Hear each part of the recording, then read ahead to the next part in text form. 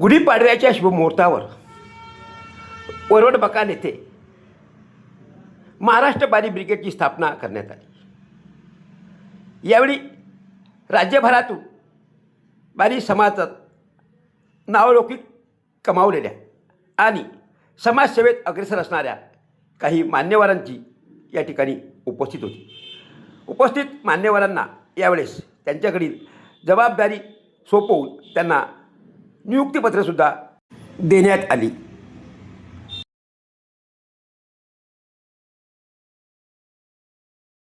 आणि या निमित्तानं इथं राज्याच्या कार्यकारिणीचे जे काही सभासद आज आपण नामनिर्देशित केले आहेत ते सर्व सन्माननीय मंडळी।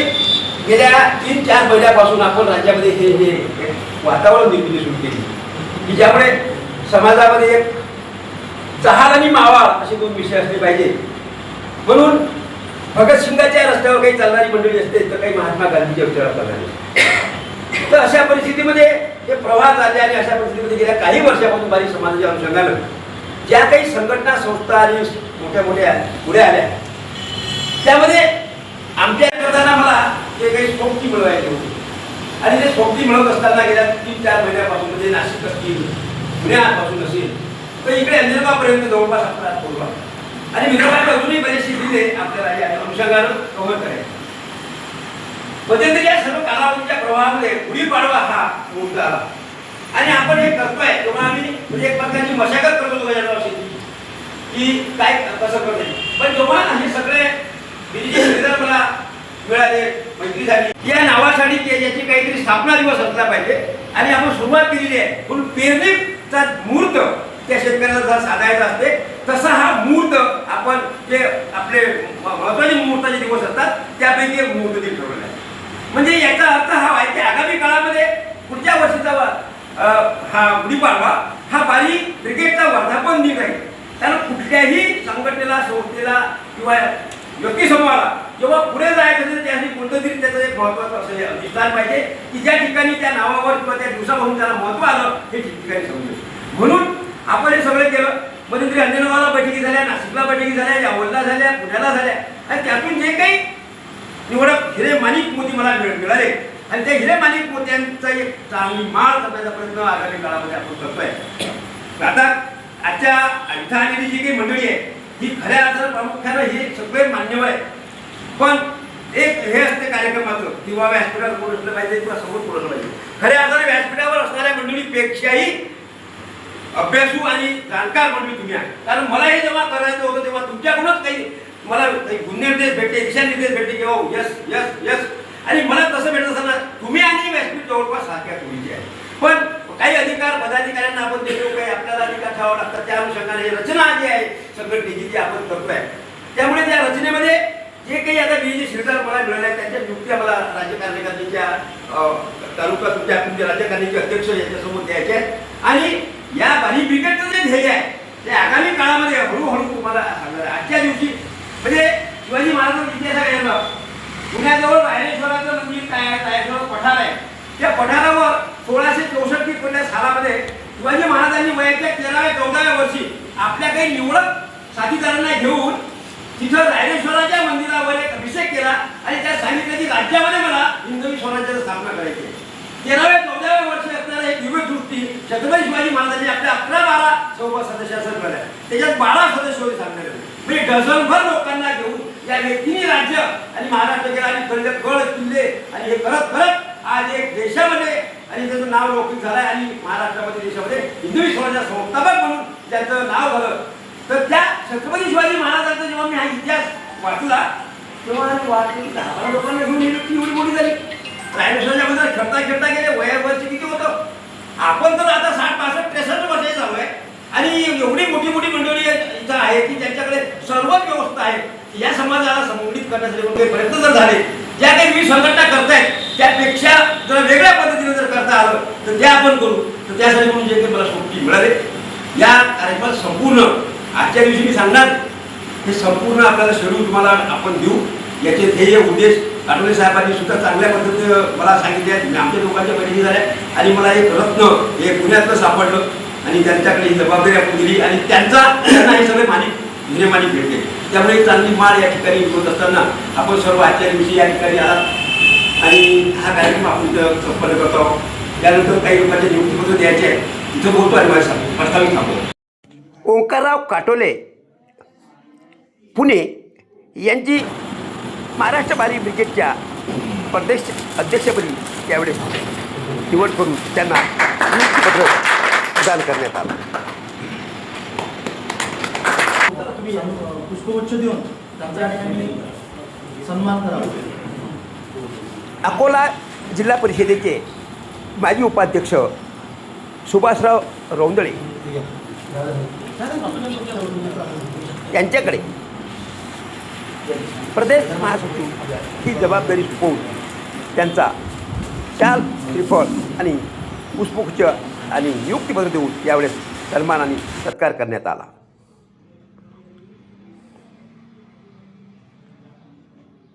त्यानंतर अकोट तालुक्यातील पणज येथील विजय दातीर यांची प्रदेश उपाध्यक्ष म्हणून निवड करण्यात येऊन त्यांना ओंकारराव काटोले आणि प्रल्हाद दातार यांच्या हस्ते प्रशस्तीपत्र आणि निवडपत्र देऊन त्यांचा सत्कार करण्यात आला. अकोट येथील विजयराव अस्वार यांचीसुद्धा प्रदेश महासंघटक म्हणून यावेळेस निवड आणि नियुक्ती करून त्यांना नियुक्तीपत्र प्रदान करण्यात आले.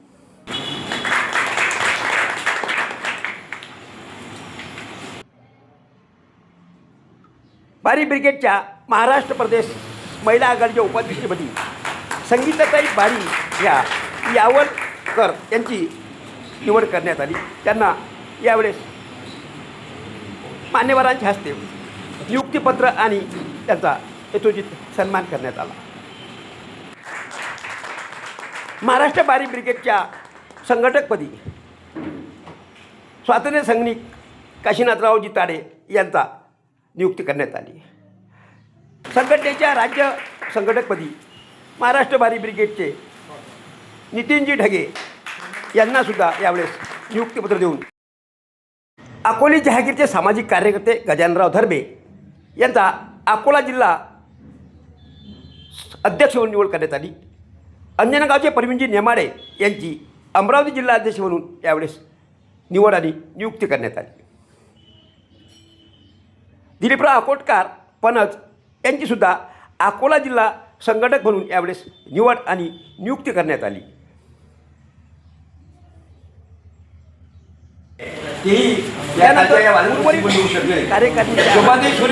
नावाची घोषणा प्रदेशाध्यक्ष महिला आघाडीची निवड झाली आहे. मुंबईला कारणामुळे इंडस्ट्री ओपन होते, त्यामुळे त्या अनुषंगाने त्या आजच सकाळी गेल्या, त्यामुळे त्या येऊ शकल्या नाही. त्यांना महिला आघाडीचे आपण अध्यक्षपद केलेलं आहे.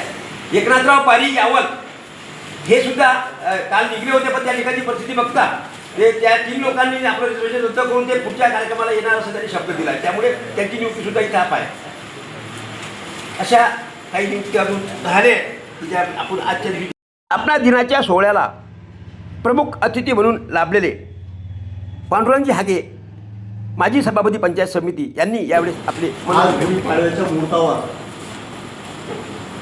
महाराष्ट्र बारी ब्रिगेडची स्थापना झालेली असून या स्थापनेचे अध्यक्ष व आज घोषित झालेले अध्यक्ष व सर्व पदाधिकारी यांना आजच्या गुढीपाडव्याच्या निमित्तानं मी शुभेच्छा देतो.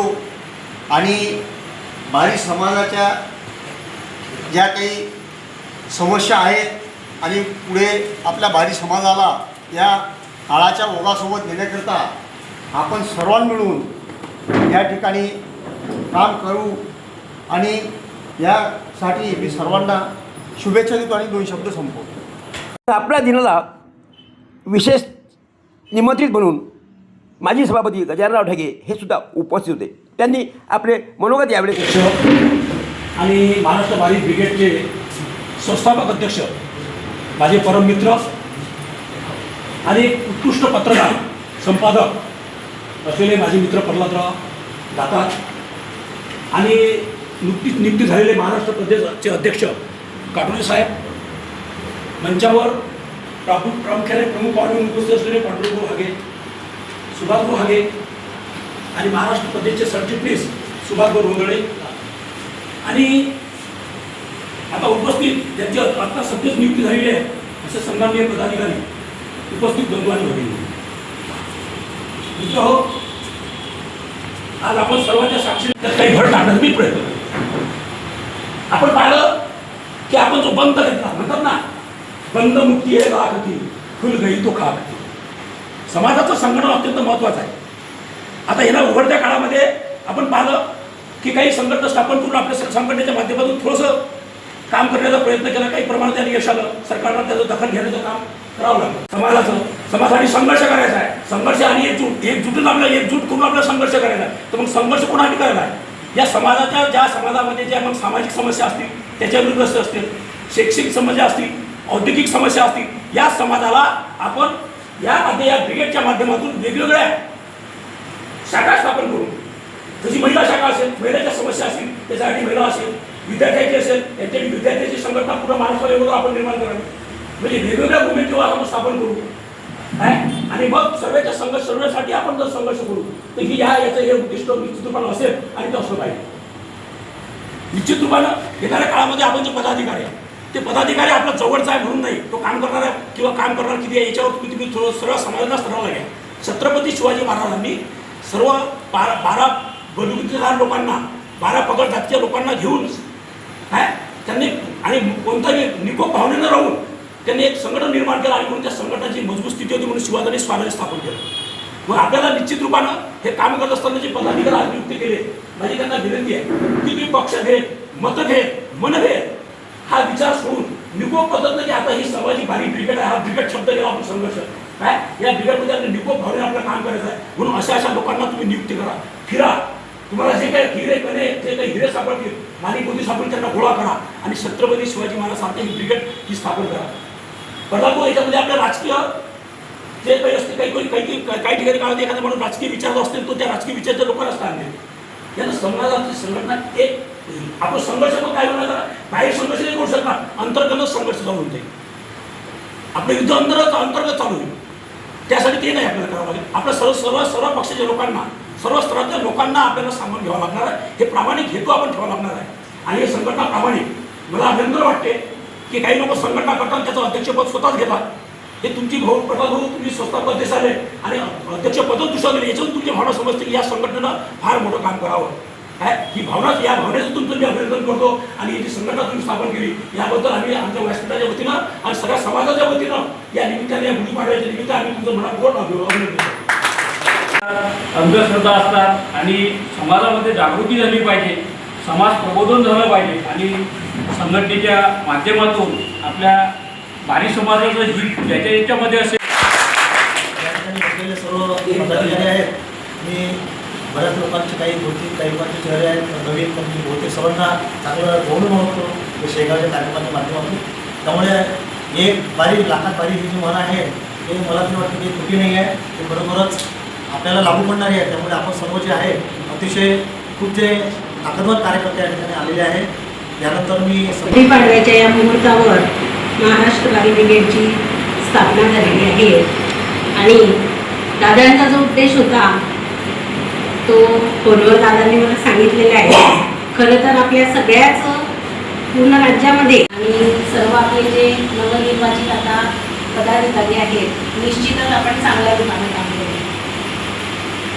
या ठिकाणी आवर्जून एक सर्वांना सांगू इच्छिते की ज्या समाजामध्ये महिला पुढं गेलेल्या असतात तो समाज निश्चित पुढं जातो. आता याच्यावर बाकीच्यांना वाटेल की आपल्याला आता खूप महिला पुढं गेल्या आहेत, महिला पुढं गेलेल्या आहेत अनेक पदांवर. कोणतंही झाड लावलं तर ते बीज असते, छोटंसं रोपटच असते. आजचा कार्यक्रम जरी छोटासा असला तरी याचा वटवृक्ष व्हायला वेळ लागणार नाही आणि निश्चितच होईल. आणि आपल्यामधला सन्माननीय प्राध्यापक आपले भुते सरांनी जे सांगितलं एक बारी लाखात भरी, तो तशा प्रकारे इथला एक एक माणूस लाख लोकांना एकत्र करू शकते आणि करणार या संघटनेनं जे ठरवलेले उद्दिष्ट आहे ते पूर्णतः मिळू शकतात ते. आणि त्यासाठी माझं सर्व समाज बांधवांना या महाराष्ट्र बारी ब्रिगेड सर्वप्रथम संस्थापक अध्यक्ष भाऊसाहेब, म्हणजे सगळं नाव माहीत आहे तुम्हाला, प्रल्हाद भाऊ प्रल्हाद या नावात अशी ताकद आहे की प्रल्हाद भक्त प्रल्हाद, हे आपले कार्यक्रमाचे भक्त प्रल्हाद आहे. आणि दातार साहेब आणि हेमाळे सर, विजयराव अस्वार साहेब, विजयराव अस्वार साहेबांना फोन केला, साहेबांचा फोन काय परत आला नव्हता. बरं, त्यांना असं वाटलं हा नंबर कोणाचा आहे. तर मला एक माझ्या मनामध्ये पाच चुकली. सगळ्यांना संत तुकाराम महाराजांचा फोटो, मला शिवाजी महाराजांचा फोटो होता. तर नंतर मला माझ्यासाठी गर्वानं पण पुरून गेली की त्यांनी आपल्याला या लायक केलं. बरोबर, छत्रपती शिवाजी महाराज तर आहेत आपले. एवढं कार्य करणार म्हणजे हा संस्कार विसरते. शेवटी प्रदेशाध्यक्ष ओंकारराव काटोले यांनी आपल्या सर्व सहकाऱ्यांना एक शपथ यावेळी दिली. ब्रिगेडचे आम्ही महाराष्ट्र भावी समाज ब्रिगेडचे बांधव अशी शपथ घेतो की आम्ही कायम समाजाच्या सर्वांगीण विकासासाठी कटिबद्ध राहू. आम्ही समाजाच्या शैक्षणिक आर्थिक प्रगतीसाठी प्रयत्नशील राहू. आम्ही समाजातील गोरगरीब घटकांसाठी वेळोवेळी मदतीसाठी तरतूद करू. महाराष्ट्रातील वारी समाजातील संकट येणाऱ्या कुटुंबासाठी सहभाग घेऊ. शेवटची आणि सातवी, वारी समाजाची संपूर्ण देशात ओळख निर्माण करू. त्यानंतर राष्ट्रगीताने या कार्यक्रमाची सांगता करण्यात आली.